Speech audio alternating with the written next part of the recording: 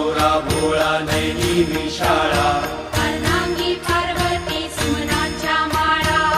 तिचे उधळण शिवकंठ निळा ऐसा शंकर शोभे उमा वेताळा जय देव